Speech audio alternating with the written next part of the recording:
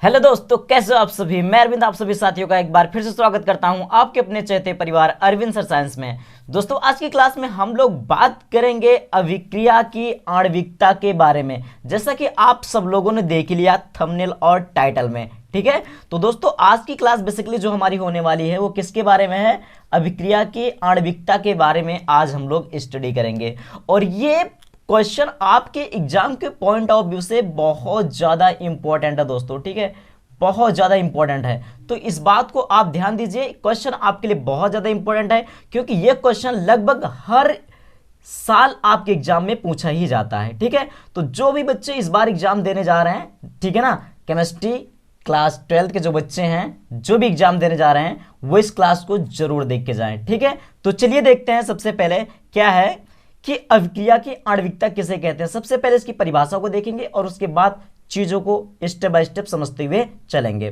तो देखिए, किसी अभिक्रिया के संतुलित रासायनिक समीकरण द्वारा व्यक्त प्रत्येक प्राथमिक पद में, इस चीज को आपको ध्यान देना, प्रत्येक प्राथमिक पद में भाग लेने वाले, ठीक है, भाग लेने वाले अभिकारक अणुओं की संख्या को, ठीक है, किसको? अभिकारक अणुओं की संख्या। ठीक है, अभिकारक अणुओं की संख्या, और वो भी कितनी? कुल संख्या को, अभिकारक अणुओं की कुल संख्या को ध्यान देना, अभिकारक अणुओं की कुल संख्या अभिक्रिया की क्या कहलाती है? आणविकता। मतलब क्या है कि कोई अभिक्रिया है आपकी और उस अभिक्रिया के प्राथमिक पद में जितने भी अभिकारक पार्टिसिपेट हो रहे हैं, जितने भी अभिकारक भाग ले रहे हैं, उसी की संख्या को हम अभिक्रिया की आणविकता कहते हैं। आई होप इतनी बातें आपको समझ में आ गई होंगी। कहने का मतलब क्या है कि जितने भी आपके रिएक्टेंट मतलब अभिकारक पार्टिसिपेट हो रहे हैं, वही आपकी क्या हो जाएगी? वही आपकी हो जाएगी अभिक्रिया की आणविकता। ठीक है, इतनी बात आपको समझ में आई। चलिए अब यहां पर देखते हैं, यहां पर मैं एक रिएक्शन लेता हूं और उसको आप समझने का प्रयास कीजिएगा। ठीक है, चलिए अब यहां पर देखिए, आप यहां पर जैसे सपोज करो मैंने यहां पर लिया NH4NO2, ठीक है, NH4NO2। अब इसका अगर अपघटन होता है तो N2 प्लस 2S2O में इसका अपघटन हो जाता है। तो आप यहां पर देख रहे हैं कि NH4NO2, ठीक है, NH4NO2। अब यहां पर अगर आप नोटिस करेंगे तो इसमें कितने अणु हैं? ठीक है, NH4NO2 अमोनियम नाइट्रेट, ठीक है, अमोनियम नाइट्रेट के कितने अणु इसमें पार्टिसिपेट हो रहे हैं? तो आप बोलोगे केवल और केवल एक अणु इसके पार्टिसिपेट हो रहे हैं। इसका मतलब क्या है कि ये अभिक्रिया की जो आणविकता होगी वो कितनी होगी? एक। अभिक्रिया की आणविकता कितनी हो जाएगी? इस अभिक्रिया की आणविकता कितनी हो जाएगी दोस्तों? इस अभिक्रिया की आणविकता कितनी हो जाएगी? एक। मतलब क्या है कि ये अभिक्रिया आपकी क्या हो जाएगी? एकाणुक अभिक्रिया। ये अभिक्रिया कैसी हो जाएगी? एकाणुक अभिक्रिया। समझ में आई बातें? कहने का मतलब क्या है कि इस अभिक्रिया में सिर्फ और सिर्फ आपका एक अभिकारक पार्टिसिपेट हो रहा है, इसलिए इसको हम क्या बोलेंगे कि ये अभिक्रिया जो है आपकी एक आणविक अभिक्रिया है। मतलब इस अभिक्रिया की आणविकता कितनी है?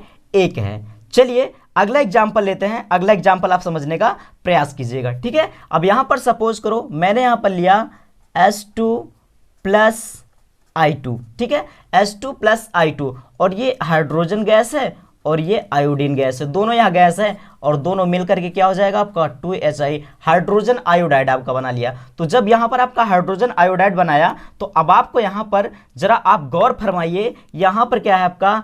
एक अणु आपका क्या है? S2 मतलब हाइड्रोजन है और यहाँ पर आयोडीन है। तो यहाँ पर आपके कितने अणु पार्टिसिपेट हो रहे हैं? ठीक है, यहाँ पर कितने अणु पार्टिसिपेट हो रहे हैं, मतलब कितने अभिकारक इसमें पार्टिसिपेट हो रहे हैं? तो आप बोलोगे कि इसमें 2 अभिकारक पार्टिसिपेट हो रहे हैं, क्योंकि जो 2 अभिकारक हैं दोनों की एक अणु है, तो एक अणु इसका कितना हो गया? 2 अणु हो गया। कहने का मतलब क्या है कि इस अभिक्रिया की जो आणविकता होगी, ठीक है, इस अभिक्रिया की ओ, ठीक है, इस अभिक्रिया की जो आणविकता होगी वो इसका मतलब ये अभिक्रिया आपकी कैसी होगी? द्विआण्विक होगी। ये अभिक्रिया आपकी कैसी होगी?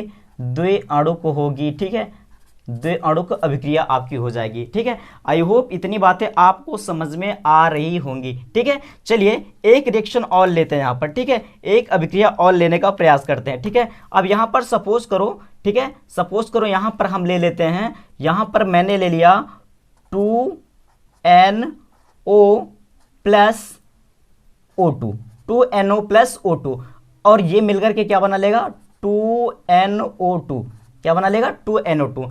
अब यहां पर आप जरा ध्यान से देखिए, अब यहां पर अगर आप देखेंगे तो यहां पर ऑक्सीजन है, ठीक है O2, और यहां पर NO है। तो ऑक्सीजन के कितने अणु हैं 1, और NO को कितने अणु हैं 2। तो अब आप यहां पर देखेंगे 2 और 1 अणु मिल करके कितने हो गए 3। इसका मतलब क्या है कि इस अभिक्रिया की जो आणविकता होगी, ठीक है, इस अभिक्रिया की जो आणविकता होगी वो कितनी होगी, इस अभिक्रिया की जो आणविकता होगी, ठीक है, इसकी जो आणविकता होगी वो कितनी होगी 3। तो इसका मतलब क्या है, ये आपकी क्या हो जाएगी त्रिअणुक अभिक्रिया हो जाएगी, ये आपकी क्या हो जाएगी त्रिअणुक अभिक्रिया हो जाएगी, ठीक है।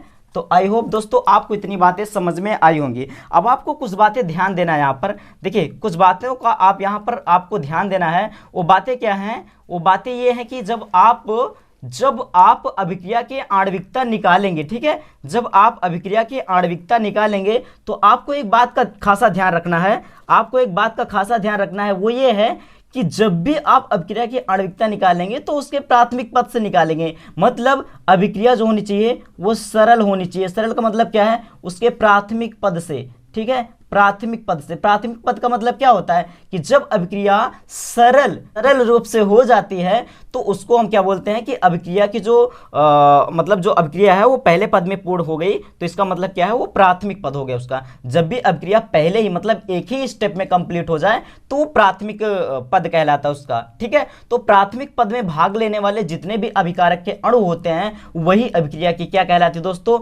वही अभिक्रिया की कहलाती है, वही अभिक्रिया की कहलाती है दोस्तों, वही अभिक्रिया की कहलाती है आपकी आणविकता, ठीक है, वही अभिक्रिया क्या कहलाती है आणविकता। तो आई होप दोस्तों आपको इतनी बातें समझ में आ गई होंगी। हाँ, एक बात को आपको और ध्यान देना है, ठीक है, एक बात का आपको और ध्यान देना है। वो क्या ध्यान देना है, यहां पर आपको ध्यान देना है कि जो आपकी जटिल अभिक्रिया होती है, ठीक है, आपकी जो जटिल अभिक्रिया होती है तो जटिल अभिक्रियाओं की आणविकता निकालना इतना आसान नहीं होता है, ठीक है। उसमें क्या होता है, क्योंकि जटिल अभिक्रिया में क्या होता है, उसमें कई सारे पद होते हैं। मतलब सरल अभिक्रिया में तो केवल एक पद होता है, केवल एक पद होता है। तो एक पद मतलब उसी एक पद में भाग लेने वाले अणुओं की मतलब अभिकारक अणुओं की संख्या क्या हो जाएगी, अभिक्रिया की आणविकता हो जाएगी। लेकिन जटिल में क्या होता है, उसमें कई पद में मतलब कई स्टेप में अभिक्रिया जाकर के कंप्लीट होती है। तो उसमें का हुआ हर एक स्टेप, ये वाला ये वाला ये वाला, मतलब जितने भी स्टेप उसमें होंगे वो उसका प्राथमिक पद ही होगा। तो उसके लिए प्राथमिक